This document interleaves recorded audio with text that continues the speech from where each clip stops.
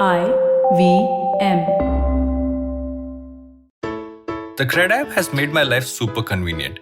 I don't think I can ever pay my bills through any other means now.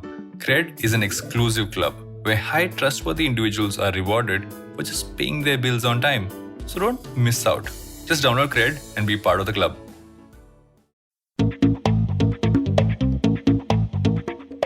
We love our pop culture. Content we binge not just for the entertainment, but because we feel a deep sense of connection with what they stand for. And in turn, leading us to consume anything and everything connected to that universe.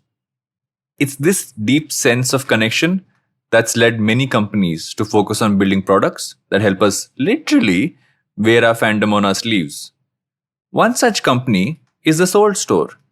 And we have their co-founder Harsh on Advertising is Dead this week to not just talk about how he's built the company on a foundation of fandom, but also how he's been able to diversify his product range beyond it to truly expand his business.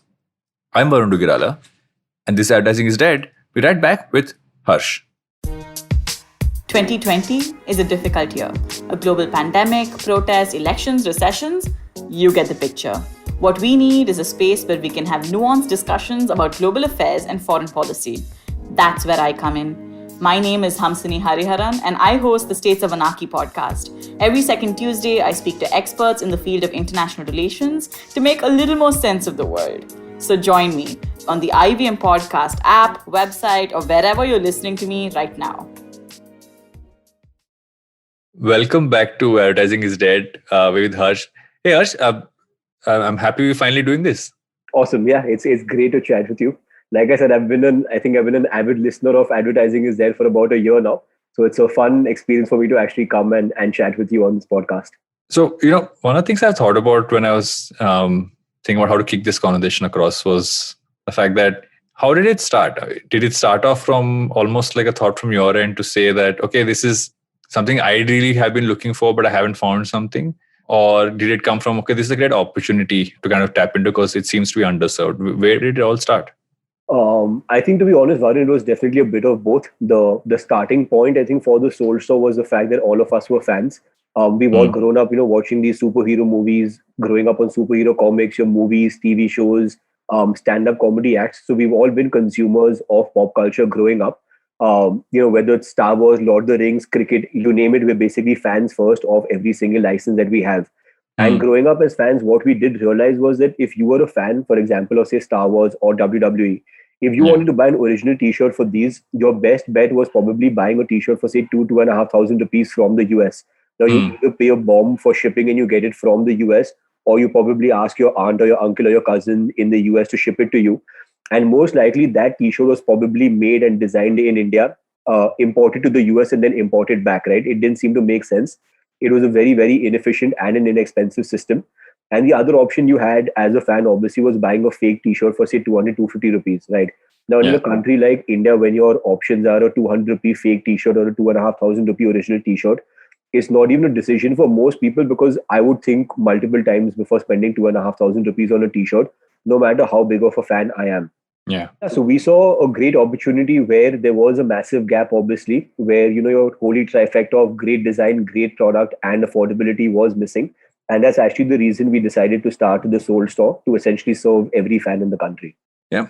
And that's an interesting point, right? There is something about wearing what you're fans of on your, there's this saying that you're wearing it on your sleeve of sorts, right? So be it T-shirts, be it like, everything from even a keychain to everything else is something which I know that people have always loved to have. But at most times you'll be stuck with two things. And I don't think it's even about the price at some point. I think for many people, it also was the design.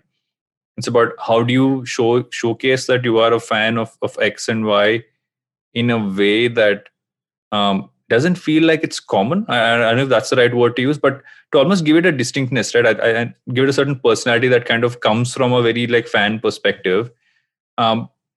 Was that something which you guys had like almost like a focus point on from the start, saying one second, we're not just going to take straight up stuff that's there as part of being a fan of X and Y, but are we really going deeper and saying, okay, this is a great way to showcase it? 100%, right? I think you hit the nail on the head, Varun. So I'll tell you how I'll give to all the people listening. I'll give you a broad gist on how the whole product designing works. When you do tie up with with these various licensors, your Marvels, DCs, Harry Potters, etc., each licensee essentially gets access to a style guide, which is a library of various logos, artwork, colors, fonts, etc., that you can use, which is common across all licensees. Now, what most people end up doing is you take a design straight from the style guide, you copy paste it onto a T-shirt or any other product, and you sell it. It's actually the simplest way of going forward with a design approval. What we actually like doing at the Soul Store is we like adding some amount of element from a fan point of view. We don't want to just take a logo and put it on a T-shirt. We want to actually go beyond and create an actual experience for the fans.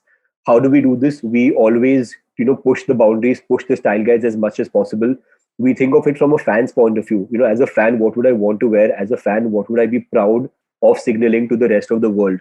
One more thing that we also make sure we do is when you buy a product from the Soul Store, you're not just buying a t-shirt or a pair of boxers or any other product.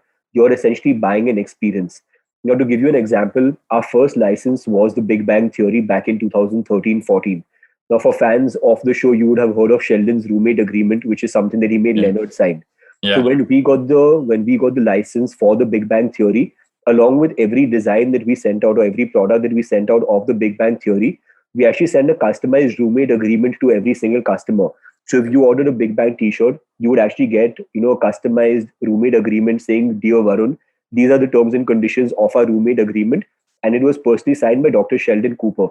Now, what happens is, as a fan, we actually saw people were more excited about these freebies than the product, because this is almost like a piece of TV show memorabilia that you are owning or that you are keeping, which actually goes well beyond just the product that you're buying. And when other licensors saw the kind of effort that we are putting into every single product and every single license, that's where the ball actually got rolling. And we had so many more licensors approaching us saying, what, we think you've done a great job with the Big Bang Theory license. This is the kind of effort we want to put, or we want you to put into building our brand. And that's actually how our entire journey started on the licensing front. No, that's a very interesting point, right? And that actually was something I was going to ask you about, because traditionally, when you license something from an IP that somebody else holds, you look at movies, you look at franchises, looking at all these things, everyone's been very tight-fisted about what you can do and what you can't do. And especially when dealing with stuff like, let's say, a Marvel, etc., I'm sure it's even a lot more, because Disney, as a company, that has one of the strongest parts of Disney is the IP that they hold. So I know that they hold it very, under very tight structures. So this is an interesting way in which you were able to kind of move ahead with that. But if you go back to the time when you began to now, how have you seen that relationship evolve in terms of how they look at partners like yourself? Rather than saying, okay, this is someone I'm just licensing to, but actually this is someone who's actually helping almost push forward what we are putting out into the world as content. No, definitely. I think, we've seen a tremendous evolution in our relationship with all our licensors. In fact, we're very proud to say that with all our licensors, we have a multi-year deal. What we have seen is, obviously, our designs have evolved over the years. The kind of products that we've done have evolved over the years. But I think the biggest change or the biggest evolution we've actually seen is the way in which we brand these products and in the way in which we market these products. So your Marvels and DCs, for example, since we're talking about superheroes, they've also seen the kind of effort that we've put over the years into not just building the Soul Store brand, but also into building the Marvel brand as a merchandise brand in the country. Whether it's through freebies, it's through putting efforts into new designs, it's doing various kinds of contests or other promotions on our website for various launches. And I think at some point in time, that relationship evolved from licensee to partner, which now means that there's a lot more flexibility for us, whether it's in terms of designing freebies, it's in terms of designing products. What we've also seen is that the licensors are now a lot more willing and open to jointly marketing with us. So if you have a new movie coming up or you have a new campaign being launched and we are designing a merchandise collection around it, we've actually received tremendous support from our licensors in jointly marketing the Soul Store as that brand for official Marvel or DC or Mumbai Indians merchandise. And I think as a brand, that gives us a lot of credibility when fans of Marvel are being told by Marvel themselves that, hey, check out this product at thesoulstore.com. And also for us, it gives us that added motivation and that added incentive to make sure that we keep working harder and harder and grow this property or grow this brand simultaneously with our license partner. You look at it from that angle, and this is almost like me flipping it around, right? Saying that on one end, it's fabulous that when I look at the the range of products you built around each of these IPs, and obviously extending that across to something like the IPL, which I definitely want to ask you about. On the other end, there is also always, and this is anyone who I've spoken to who is reliant on somebody else's product to kind of build your product as almost, I won't even call it an associate product. I would say that you are in many ways intertwined together, right, in terms of how it will work. Um, Definitely. is that one of the reasons why you moved towards also creating products that are not necessarily connected to one single IP, but are a lot more broader? So, I mean, like I mentioned, Varun, when we started off, we were fans of all of these, right? Star Wars, Lord of the Rings, Big Bang Theory, Friends, superheroes, cricket. We were actually fans of multiple things, and we wanted to make sure that if you're a fan of any of these properties, you should basically be served. That was essentially what our goal was, to be that one-stop destination for all fan merchandise, for all pop culture merchandise. Now, the great thing about pop culture is something that evolves over a period of time. The movies and TV shows that are popular today may not be popular tomorrow, right? Especially in your content world, you've seen so much evolution over the last couple of years. So it actually puts us at a great space where every month, every year, there is something new being talked about. There is something new that's actually creating this craze amongst fans. And it actually helps us to stay relevant, to continuously get more and more licenses on board. So that has definitely been our idea, to getting, to making sure that we have licenses across various genres, catering to various sets of fans. And yes, we definitely wouldn't want to be reliant on one single license, simply because our audience is a lot more varied than that. So what have you seen in terms of the difference of how you build product out in this case, right? Does the thought process kind of change out in terms of how you build it, how you market it, how you present it to your audience? When you're going from, okay, you're a Marvel fan, you're a cricket fan, you're a Sheldon fan, to saying, okay, there's something which we're creating for you as a great product. What's the hat that you had to change? It's been interesting. It's not been easy, right? We work with more than 150 characters on our website now. Each character has their own distinct quirks, their own colors, their own font, their own personality. I think one of the reasons we've managed to actually accomplish, like serving each of these brands individually and not treating it like a template or like a one size fits all, is because every person at the source is a fan. Whether it's your designers, it's your marketing team, it's your supply chain team, it's your tech team. We actually have a fairly young team. I think our average age is probably about 24, 25 for a large percentage of our workforce. And I think it's very, very important when you have a fan that's actually thinking of how to serve the fans. Because it's, to be honest, it's very easy to just get the design, to copy paste on a t-shirt, get it printed, put it on the website and sell. It's something that it's not difficult at all for most people to do. But as a fan ourselves, we don't really see any value in that.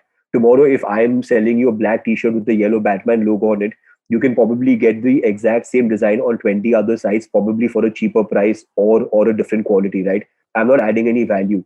So we make sure that we think of it from a fan's point of view. Is this something that a fan would be proud to wear? Is this something that's going to catch a fan's attention? And especially in a market like today, where there are so many players and it's so crowded, whenever you're scrolling through Instagram or Facebook, you'll be flooded with so many different ads of so many different brands selling similar products to you. It's very, very important to make sure that your product and the fan experience actually stand out from all the other people that might be selling similar designs or similar characters.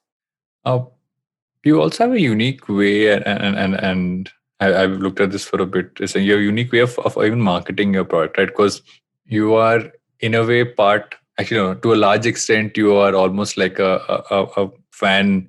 I wouldn't call it chat. Like all your social media handles are like almost like fans are running it, and then the product Yes. is intertwined.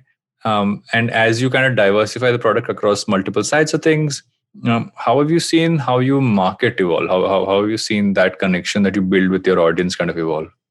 So I'll actually give you an example specifically for the IPL. I know we'll probably have a longer chat about the IPL, but I think this would be a relevant example right now. What we've managed to do, I think, over the years is build that expectation from fans that if I want, official merchandise, whether it's of a movie or a TV show or my favorite musician or my favorite sports team, I expect it to be there at the Soul Store. Now I'll give you one interesting example. So we've worked with 4 or 5 different IPL teams over the last couple of years. One interesting thing that we've seen is, even when teams do post for us, if a Mumbai Indians puts out a post saying, hey, check out the official Mumbai Indians collection at thesoulstore.com, or, we post on our social media handles, we actually have so many fans telling us to, like, please launch RCB merchandise, please launch Sunrisers merchandise, please launch Delhi Capitals merchandise. Hmm. Now, the interesting thing is these teams already have their merchandise available on their website and their partner websites. And the people who comment on social media are probably also aware that this merchandise is available on other platforms. But because they love what we do with our products, whether it's the design, it's the consistency in quality, it's the price, it's the service, they're so happy buying IPL merchandise off us for the other teams that they would rather wait for us to launch RCB merchandise, for example, than buy it elsewhere. Now, this, I think, what we've managed to do is create that expectation from fans that if something has to be available, it should be available at the Soul Store. This obviously puts a lot of pressure on us, where fans always expect something new and something good. But I think it puts us in a very, very strong spot where we've essentially managed to build a reputation as a one-stop destination for fan merchandise. And the next stop is just to make sure that we regularly get more and more licenses and keep fulfilling this demand that will evolve as content evolves over the years. And going deeper into the IPL bandwagon, right? On one side is pop culture, the other side is sport. There's so many things that are the same, but there are also so many things that are so different about fans, right? So I don't think you can generalize the fans between pop culture and let's say on the sporting side of it. How has that part been? How has that part really evolved for you? So definitely, I think even within pop culture, Varun, I think it's easy to categorize the licenses we have. For example, let's say pop culture and sports, or pop culture sports in a third category. But I think even within sports, like if I take the IPL and I take say Mumbai Indians and Chennai Super Kings, even the fans of Mumbai Indians and Chennai Super Kings actually have very different expectations. We speak to them in very, very different ways. There are different ways of marketing to them. Within pop culture, for example, something as similar or as potentially similar as DC and Marvel is also marketed in very different ways. A Harry Potter would be very different from a Friends, would be very different from a Big Bang Theory. I think it's important for us to make sure that every piece of communication that we put out has a very flavored, a very fan-heavy, fan-specific tone to it, because it becomes very easy for us to kind of templatize. You take one product and you just replace one logo with the other. So it has definitely been a challenge. I think we've seen a great evolution when it comes to the IPL, with the first set of designs and products that we launched back in 2017 with KKR and Kings 11, who were our first two teams, to this year where we're working with four teams, which is Chennai, Mumbai, KKR, and Rajasthan. So we've seen a tremendous evolution in the kind of products. We've seen different sizes working, different size ratios for different artists based on what the fan is like, different materials, different preferences. So one interesting thing we've actually seen over the last couple of years is our off-season IPL sales. Now, when it comes to the IPL, we usually assume that it's going to be popular for a couple of months, which is when your advertisers are pouring in money, your sponsors are pouring in money, and your fans are actually, consuming content on TV and on their phones. But we've seen over the last couple of years that demand for merchandise, even off-season, has increased, which means that the fans don't only want to buy or wear a t-shirt or a jersey during the season. They also want to wear a hoodie during the winters. They want to buy an umbrella or buy a wind sheeter during the monsoons as well. And we've also seen the lifestyle products, or the lifestyle category of products in the IPL, increasing sales off-season. So we've definitely seen, that over a period of time, even the fans evolve with the brand. The passion or the loyalty towards the brand increases, and we've also seen buying patterns change significantly. One more important distinction, if I have to distinguish between sports and pop culture, since we spoke about that, is in pop culture definitely there's a greater demand for more graphic t-shirts with big all over prints and logos and stuff. With the IPL, we've definitely seen your fan jerseys, which is like a watered down version of the player jersey. We've seen those as being a high selling products, because essentially, everyone may not be able to spend say 1,500, 2,000 rupees on the match replica that the players wear, but everyone wants to own a piece of Mumbai Indians or CSK merchandise. And we've actually seen our polyester dry fit t-shirts doing a lot better than the graphic t-shirts for the IPL. So that's one interesting thing that we've learned over the last couple of years working with various teams. And I think every season, as in when we get more teams on board, there's always a new learning. There's always something interesting that we can take to the next season when we are designing our range. I want to take a step back, and I want to kind of ask you about your own journey, right? I mean, and from not just the founding of Soul Store, but really like, what did you set out to do, and how did you end up starting the company? That's probably going to be the longest answer I give on your show. What did I start off wanting to do? To be honest, I had absolutely no idea. I think like a lot of people in our country, I did science in my 11th and 12th because, I was always good at studies. So it just made sense to do science and it opened up more options for me. After I did science, my three options were law, medicine, and engineering because these are the three things that people with good grades do. Now, I eliminated engineering and medicine purely because I didn't want to do them. So I ended up taking law for 5 years and I studied at government law college.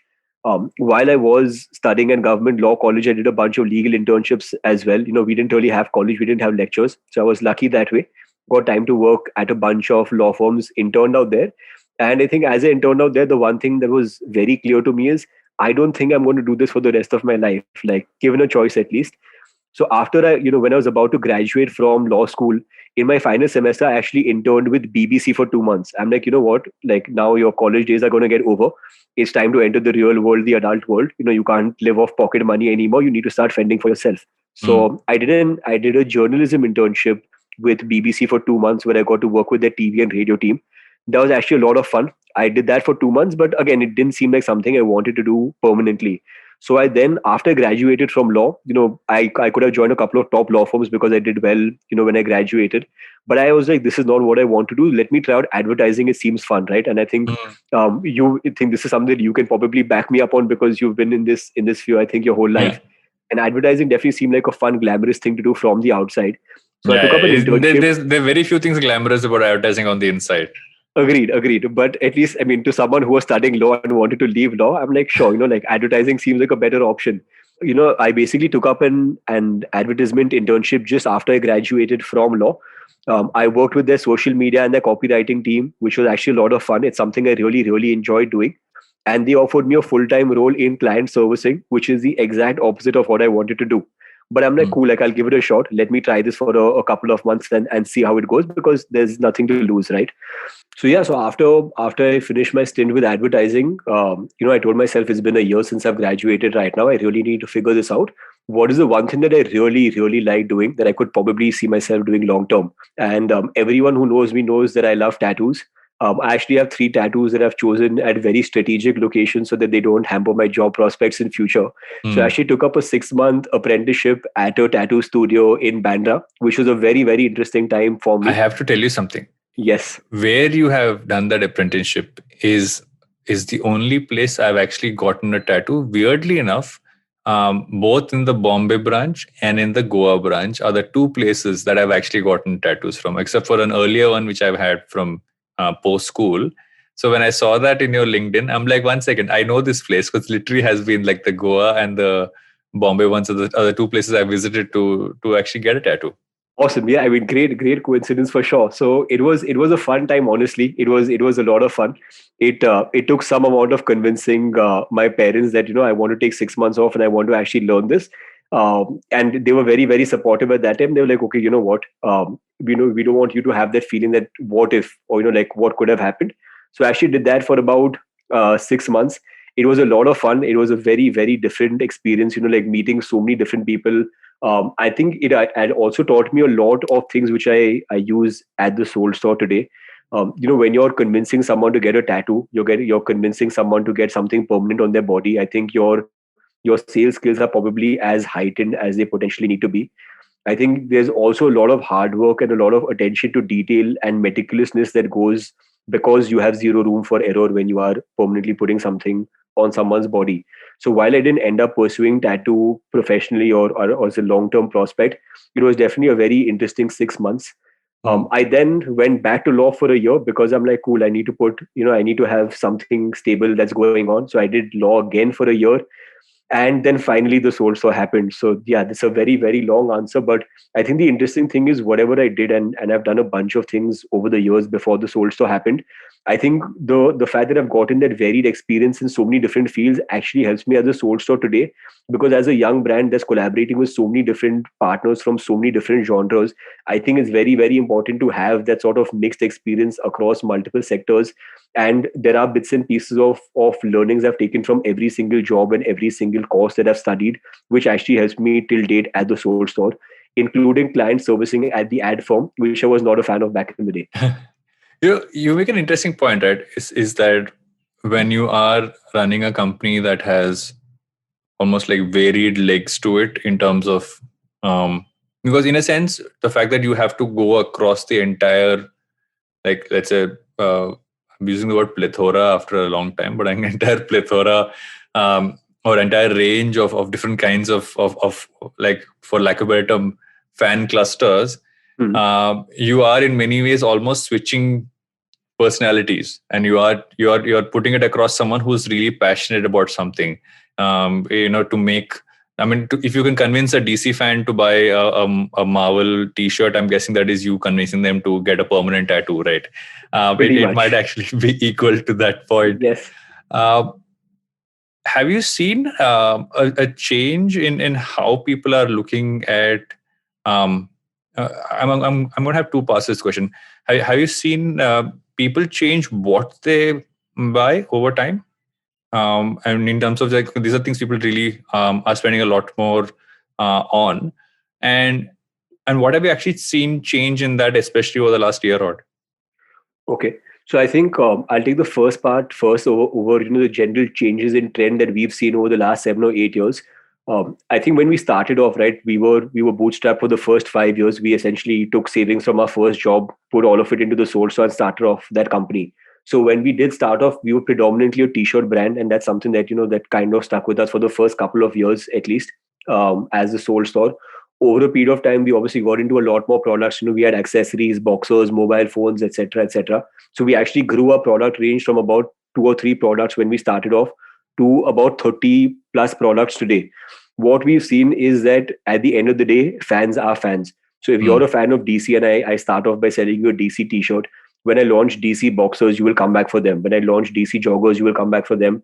Tomorrow, if I launch a DC backpack, you will come back for that as well. So what we essentially realized, especially when it comes to licensed merchandise, is that people are fans of that license or that design first. And if you are a hardcore fan of that product, or rather of that license, then you're happy to buy any other product that we are designing for you. And I think when fans came to us and they saw the kind of quality, the value for money and the service, in fact, we used to have fans writing to us, asking us regularly to launch more and more designs and characters, because they wanted to make sure that if they are buying any merchandise of their favorite character, they're buying it from the Soulstore. So I think for us, it was more a question of having that growth and expanding to multiple categories. And as long as you are able to maintain that quality in product and quality in design, I think fans will continue coming back to you no matter what category you launch next. So that's the broader question of how we've seen things change over the last 7 or 8 years. Definitely, I think not just in the last 1 year, which is, it's obviously been very topsy-turvy for everyone, but in the last couple of years as a brand, we have not shifted away from pop culture, but I think we are now more of a fashion meets lifestyle meets pop culture brand, where there's also a lot of solids, like a lot of other minimal products as well, because we have seen even our audience evolving over the years. People who probably bought, like a heavily graphic t-shirt back in 2013-14 have now probably become a little older, and they may want something a little more sober or muted, right? Like both of us are wearing plain t-shirts right now for this podcast. Yeah. You and I will probably not wear something very, very loud or very graphic, or maybe wear it occasionally, but not on a daily basis. So over a period of time, we've actually, we've seen that there is a strong demand for those products as well. And I think the biggest, one of the biggest proofs, or one of the greatest satisfactions for us as a brand is the fact that a lot of these people have come to us first, because they were fans of DC or Marvel or Harry Potter or WWE, but they've actually stayed back for the quality. People are willing to spend higher on our website for a plain t-shirt, which means they trust the brand and the quality than they would pay elsewhere, simply because, when you see a t-shirt with the Soulstore logo, there is a certain assurance that this is a great product that's going to last you for a while.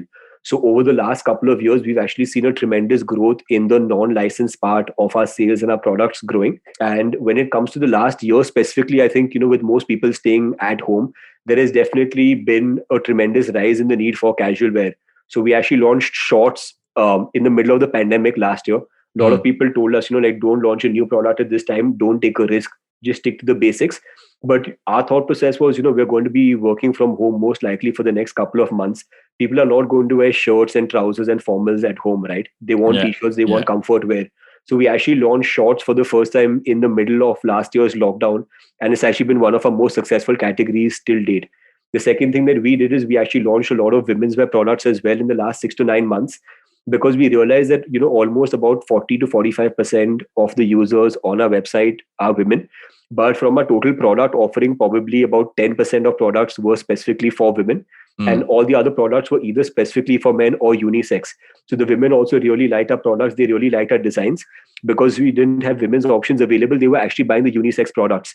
And when we launched a lot more women's categories in the last 6 to 9 months, we've actually seen a tremendous response even for those. So I think it's more a question of having that sort of confidence with your customers that the Soul Store stands for quality. And once you've established that, then I think whatever product you launch next, your customers will be happy to support you and buy that product. So I think it works more from a broader point of view rather than a category specific point of view. No, that brings me to an interesting point, right? And that's actually the balance of making on one end a great product from the quality standpoint. On the other end, you're making sure the design is distinctive enough that people will kind of keep coming back. I understand how the design part really became a core part of it, right? Yes. What kind of iterations did you have to do on the product and like just getting the quality right? And where did you kind of have to draw the line saying, 1 second, this is where we need to bring it? Or like this is how we kind of keep pushing it up in that sense? Sure. So one thing that we do actually, whenever we launch a new product or a new design or a new category, we make sure that after a couple of weeks of the product launch, we do at least 500 customer calls for every new design, every new category, every new product that we've launched, where we rate each and every product on multiple factors. What is your value for money? What is the rating for the fabric, for the fit, for the quality, and the design? So we have 5 or 6 parameters that we put for every single product. And the minimum expectation or the minimum requirement at the Soul Store is for every product to be a 4.5 out of 5 when we give it a rating. So if even one of these parameters has not basically been met, we go back either to the design team or the supply chain team or the production team, whichever team needs to up their game. And we make sure that every rating or every product rather has a 4.5 rating on our website. Now, over the years, obviously, we started off as a much smaller brand, so our scales were a lot smaller. Over the years, yes, our manufacturing costs have come down with scale. But one thing that we're very, very proud of is the fact that we've never tried, being the cheapest brand available. We've never tried being the cheapest t-shirt.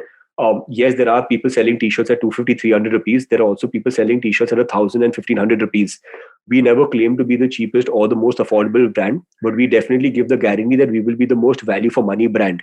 And there's honestly, from a manufacturing point of view, there are a lot of instances where you can save that extra 5 or 10 or 15 rupees on the, whether it's the stitch quality or it's the dye or it's the fabric that you're using. But we've been very, very clear that if you give a great product to the customer, you can charge that premium instead of, actually cutting corners on the manufacturing and then increasing your margins. So as a brand, we've been very, very conscious of trying to create like a longer term relationship with our customers and not chasing that 10 or 15 rupees extra in the short run, which is definitely going to cost us a bigger picture. And was that where the idea to almost build a membership program? Because you don't often hear of a membership program for companies focused on this kind of product range. Where did that kind of come from? Yeah, agree. There's definitely, I think, in the apparel space or the casual wear space in a country like India, I think there's absolutely no shortage of brands. There's also no shortage of demand because you're a close to 1.5 billion population strength country. Yeah. So in a situation like this, what we've seen is a lot of brands do focus purely on discounts as a means of loyalty or customer engagement, customer acquisition. What we realized, like I mentioned, is you need to provide value to the customers. I need to have a consistency. I need to have an expectation that's regularly going to be fulfilled. And we did see over the years that we did have this core sort of fan base of loyal customers that would keep coming back to us no matter what product we launched, no matter what design we launched, because they were very happy with the Soul Store overall. So our idea here was to make sure that we reward these hardcore loyalist TSS fans, as we call them. And the idea of creating a membership was to essentially give them discounts around the year, to give them access to new products, early access to new products, free shipping. And for us, it was, almost like a test of seeing how loyal our most loyal customers are. It was definitely a bit of an experiment or a gamble because no one had done it, or no one had at least successfully done it in the apparel or the pop culture space. But we were very, very confident that if we can make sure that there is that consistency in service, in product, in quality, in fan experience, then eventually, if people believe in your brand, they will sign up for the membership. It's been about, I think we've just finished 2 years of our membership, and we currently have more than 150,000 paid members on our website. These are people who essentially trust the brand enough to know that, okay, for the next 1 year, I'm definitely going to shop from this brand at least 3 or 4 or 5 times and actually recover my membership fees. And it gives us a lot of confidence as a brand that these are people who genuinely believe in the TSS story. And there is something that we are doing right to give them the confidence to shop with us for a year. So it's been a very, very interesting journey. We've in fact seen a couple of similar brands actually launch their own memberships after we launched ours. And I think that gives us the biggest sort of validation that yes, this has been a very, very successful idea that's been piloted at the Soul Store. Has that also, and on the other side of it, has that also kind of played into how you work with, let's say, popular creators, influencers, etc., in terms of how, and not just how they connect to your products and how you kind of work with them on campaigns, etc., but also kind of work with them to kind of build out products as well from time to time? So that is actually the next step of what we want to do. It's something in the works. Till now, most of the people that we have worked with are your larger brands, your larger established licensors. Most of them are international, right? Your DCs, Marvels, Harry Potter, Disney, etc. I think the next step for us is definitely working more closely with celebrities or influencers to create their range of merchandise or their line of merchandise. The one or a couple of examples that we look at very, very closely at the Soul Store, I think one collaboration is what Nike did with Michael Jordan. Mm-hmm. I think that's probably what the pinnacle of a perfect licensing deal would look like. And I definitely feel there is a lot of opportunity in India. It's very, very untapped. For sure. Because your cricketers and your Bollywood actors and actresses, for example, are the biggest celebrities in the country. They have massive social media following. They have a massive sort of influence over their fan base. And I think it's only a period of time before they actually monetize this to the next level, and they launch capsule collections with brands to actually serve their fan base. So this is definitely a part of our future plans. Is I think more limited edition collections, more drop launches, and more focused sort of collections with these bigger celebrities across the table. So when you look at this entire thing, right? We've spoken about what we've seen as trends. We've spoken about your journey, etc. If you kind of had to pick out and say, what will the Soul Store be in, let's say, a few years? I'm not going to give you like a 5-year window. I'm going to let you choose that window. Where do you see yourself kind of moving towards and kind of growing into? Sure. So we actually have these answers ready, your 3 or your 5-year answers, because a lot of investors keep asking us these questions. So we have fairly detailed. Did you tell them that the world changes so often that I can't give you a 5 years answer, or that is not necessarily the answer the investor is looking for? I know. Probably not the answer they're looking for, although it's the correct answer. No, so for us, I think our goal definitely is to be the number one brand in the casual wear space in the country. I think when you look at homegrown Indian brands, when you look at the formal wear space, for example, Raymond is one of those brands that automatically that it stands out as the top of the pile. When you think of Indian wear or ethnic wear, Manyavar is one of the biggest brands that you automatically think of. I think in the casual wear space, specifically in a country like India, it is definitely a very crowded space, but it's not a winner takes all. It's not a zero sum game at the end of the day. There's enough space for multiple people to kind of survive together. But we definitely want to be that one-stop solution or that one-stop fashion lifestyle brand for everyone in the country. And I think that also then gives you the flexibility or the option to open out into a lot more categories. So even as a brand, if you see, we've gone from being a very t-shirt heavy or a very pop culture and graphic print heavy to launching even stuff like summer pants, like plain t-shirts, plain shorts, women's dresses, different cuts and styles. Now, these are things that we would have probably not seen ourselves launch, say, 3 or 4 years ago. But over a period of time, we've consciously tried moving away from being a heavily pop culture brand and more a fashion lifestyle brand, which actually gives us the flexibility to launch a lot more categories, a lot more styles, and move away not just from serving the fans, but anyone who wants like a good quality product at an affordable price that they can wear. And I think what we've essentially managed to do is use pop culture or our licenses as a hook to probably get people onto our website for the first time to make their first purchase. But when we've looked at sales, of our plain t-shirts, our plain pants, and our plain shorts, essentially, about 80% of their sales come from repeat customers. Now, these are customers who probably bought, a graphic printed t-shirt the first time when they shopped from the Soul Store. But because they have trust in the brand, now they're also willing to buy a plain pair of pajamas or shorts or pants from the Soul Store. So there is definitely, there is a very conscious move from our end to move more away from pop culture and more lifestyle meets pop culture. I think that's where we want to be. And we see ourselves being their one go-to brand for lifestyle merchandise in the country, definitely.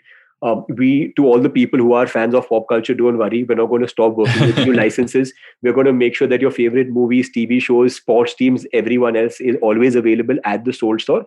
But I think it's more going from like a a 60-40 where we are today, where about 60% of sales totally comes from our licensed merchandise versus about 40%, which is our original products.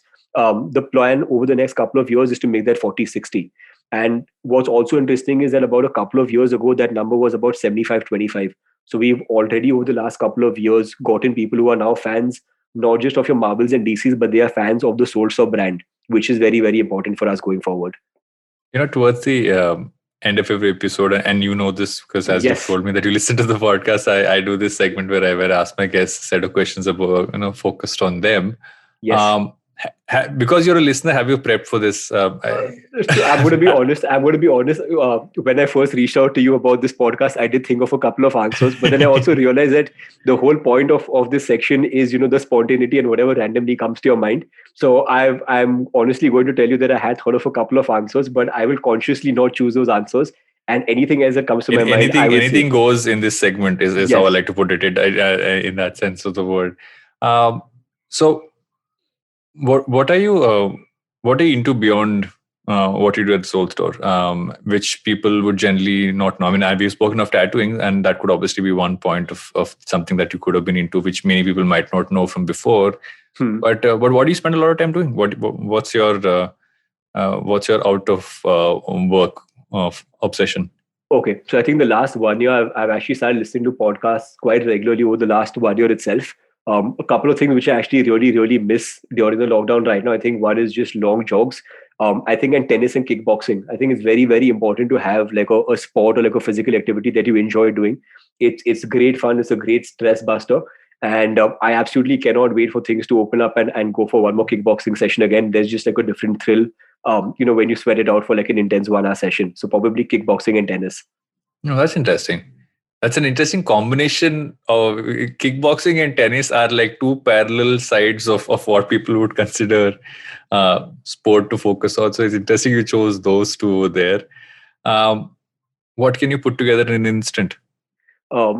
I think an elaborate story. I think I'm a pretty creative person that way, and I think a lot of my friends will vouch for this. When you're talking amongst friends, you're coming up with something completely random, completely nonsensical, and then when you have an audience that's actually hooked into what you're saying, I think the ability to keep building more and more layers and blocks, so I can essentially tell a story on the go. And I think it's a fun sort of skill to have. It definitely helps, on client calls and marketing when you're expected to think on your feet. But yeah, I think like coming up with like an elaborate story on the go, something I'm pretty confident I could do. That is the best one to have. I cannot agree with you more on that front. Anything because you mentioned you've been into podcasts a lot over the last year. Anything you listened to that you'd recommend? Anything you read, watched as well beyond the podcast? Yours obviously, and this is something that we've already discussed before. So I think advertising was introduced to me by my partner Rohan. He actually loves your podcast as well, and that's how I actually started getting into podcasts. So I think advertising was one of the first podcasts that I remember listening to. Hidden Brain is another excellent one. If you're into psychology, you will love it. I think even if you're not into psychology, they do some very, very interesting interviews and experiments. So Hidden Brain is fun. The Economist is definitely great as well. And Business Wars is something that I've started listening to over the last couple of months. They have some really, really cool series. Yeah.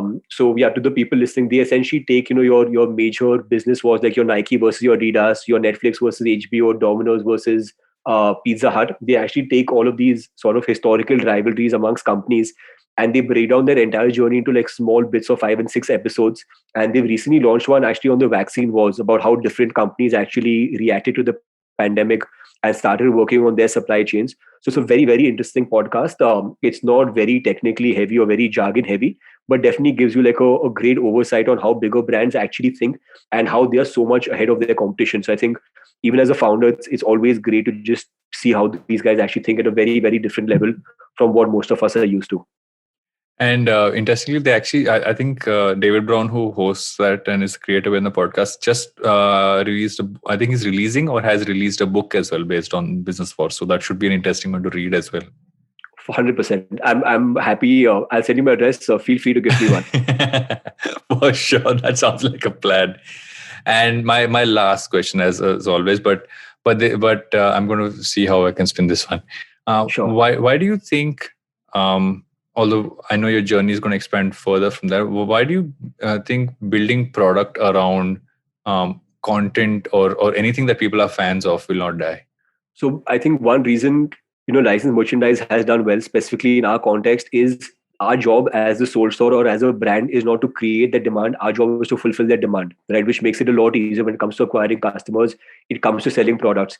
I think human beings are always going to be greedy and hungry for content. You're always going to have people, whether you're a stand-up comedian or you're a musician, or you're creating a TV show or you're creating a movie.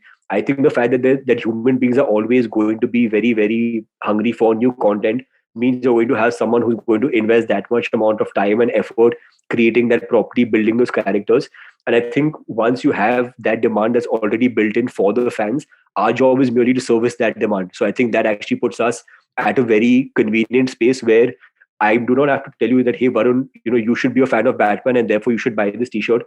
I think DC has done a great job of making you a Batman fan. My job is to only tell you, hey, since you're a Batman fan, it's available at the Soul Store. So I see the types of content evolving over the years. I see the kind of things that people like and people don't like evolving the years. But there will always be something new and flashy and shiny that people are interested in. And as long as that continues, I think, the Soul Store will be at a good place. Thanks, Aaron, for doing this, Harsh. It's been fabulous. And I think there are a ton of insights there about how we can from how you build the Soul Store and where it's going, but also from this entire space and what people can look at as opportunities in it. So thanks so much for coming on Advertising is Dead. Awesome. Like I said, Varun, it's great chatting with you, and I'm used to listening to your podcast. So I'd love to listen to myself as well, just for the heck of it. It should, and I think that's something which a lot of people are going to enjoy as well. Thanks so much. Thank you so much, Varun. Great chatting with you. If you like this podcast and you want to listen to more podcasts like this, head over to the IVM Podcast website or app or wherever you get your podcast from and look at all the podcasts that IVM makes. There's some really fun stuff there.